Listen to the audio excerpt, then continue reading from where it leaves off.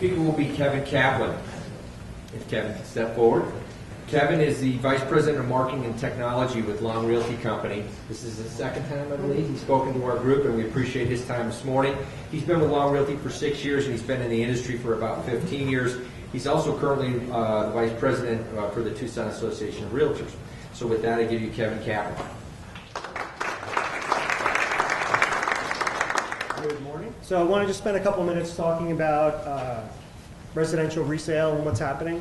One of the things that's happened here in the last 6 to 8 months is we've had another shift in the market. So the market bottomed out here in Tucson, fall of 2011. And then this last fall, we had another shift, and we've been in a pretty hot market in the recovery for the last 2 years. And the market's, I call it normalizing. And what does that mean? We've actually gone to a place where we have an increase in inventory levels, and we're in more of a balanced situation, and I'll show you a graph on that, between supply and demand right now. Slower unit sales growth, single-digit price appreciation, not 10, 20% a year. Lower distress sales, and as was mentioned, a lot of the heavy investors purchasing big blocks of homes has phased out, and we'll explain why in a minute, but the market's really driven more by the traditional home buyer and home seller. I was at a meeting with about 500 of our agents a couple weeks ago, and I asked the question of the group, how many agents have been in the business less than 10 years? And about 40% of the hands went up. We haven't had a normal market and normal market conditions in that long. I mean, we've been in a boom, a bust, and then a recovery. So for a lot of folks and a lot of homeowners too, they don't know what normal means anymore. And normal is actually good. It's good for long-term growth and stability in the marketplace. So let's take a look at what some of that looks like. So this chart here, this is months of inventory. So this is kind of reflective of the balance between supply and demand with listing inventory and with home sales. And in the residential world, about 6 months is considered a balanced supply. And you kind of see what happened. This chart goes back to the peak back in '06 and when the market started to fall. And you can see for the next 5 years, we were really in a buyer's market. We had excess supply to demand, and we were up in the 10, 12% range for a number of years. And then in the fall of '11, where prices bottomed out, you can see we started entering the seller's market. A lot of the distressed property that was on the market was sold off. What was coming on at a slower rate.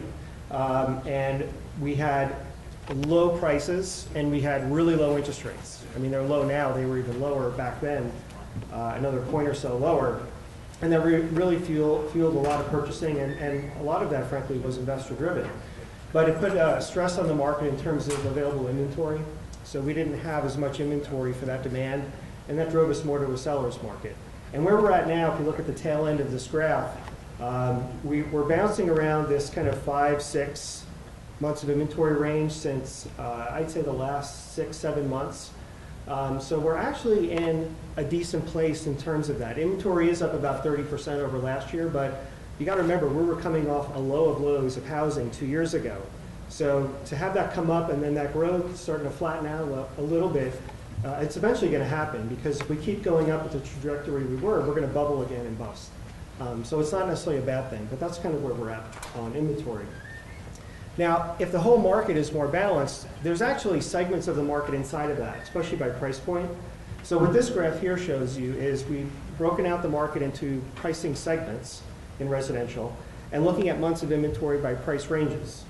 So when you look at the lower price points, you know, up to 200, 225 in that range, we're actually dealing with conditions of 3, 4 months of inventory. So it's still pretty active in that marketplace. We're a little under in the amount of inventory. And homes here sell pretty quickly, especially if they're updated and in good condition. If they're priced right, they're actually selling pretty quickly. Okay. If you look at the mid-tier price ranges, you're getting into 250 range to 350. We're actually in that 5, 6 months of inventory. So that's a little more balanced in terms of the marketplace. But when you get to the higher end stuff, we still have a lot of supply to demand. The luxury market here in Tucson never saw the recovery that the lower price points did. In the last 2 years, you look at the $1 million and over, we have 42 months of inventory. There are over $200 million homes for sale in Tucson, and we're selling, maybe 5 a month. So there's quite a bit of inventory there. So we had an agent give us a good analogy. He said it's a price war and a beauty contest right now. And it needs to be priced at the market or below. And what buyers want is they want either new or they want freshly remodeled and updated. They don't want to pay, full price for a home that needs a lot of work. That's just not attractive to them. So it's a very fine line on that right now.